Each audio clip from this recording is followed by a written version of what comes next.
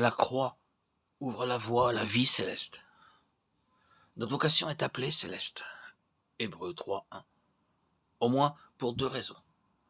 La première parce que cet appel vient du ciel et la seconde parce qu'elle s'accomplit sous le gouvernement du ciel. C'est un appel à marcher avec Dieu, que nous ne pouvons voir de nos yeux et dont la voix ne peut être entendue de nos oreilles naturelles, mais qui cependant est en nous par l'esprit de vie. Bien que cette vie céleste soit en nous pendant tout un temps, notre compréhension des promesses de Dieu est terrestre. Mais par ses voies, il veut nous amener à expérimenter encore et toujours, quant à sa signification, notre mort et notre résurrection avec lui. Car c'est par cette vie que nous marchons dans la voie céleste de notre appel, et que se dissipe peu à peu l'aspect terrestre des choses. Ainsi, Abraham croyait à un pays, mais plus il vieillissait, plus s'estompait cette compréhension. Dans l'expérience de ceux qui avancent avec Dieu, la vie de résurrection leur donne une compréhension et un concept céleste, une vision de plus en plus claire de ce qui est invisible, qui échappe aux facultés naturelles, qui ne saurait les saisir. La croix doit agir continuellement pour retrancher les rejetons de notre vie propre, tendant toujours à nous tirer vers le bas sous l'effet des pressions presque continues qu'exercent sur nous les épreuves qui jalonnent notre route.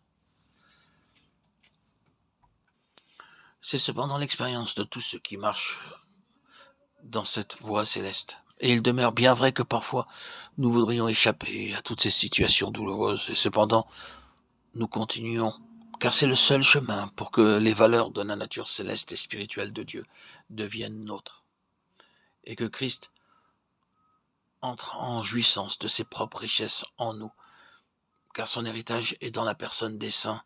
Éphésiens 1:18. Il doit y avoir en nous le sens d'une haute destinée, et celui d'un choix dont nous avons été l'objet de la part de Dieu, en relation avec son dessein éternel, d'une responsabilité pour laquelle Dieu nous a appelés.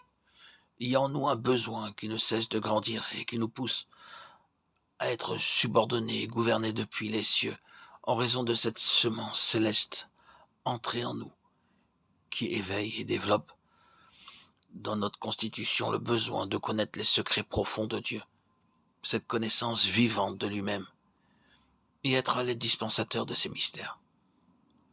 1 Corinthiens 4:1.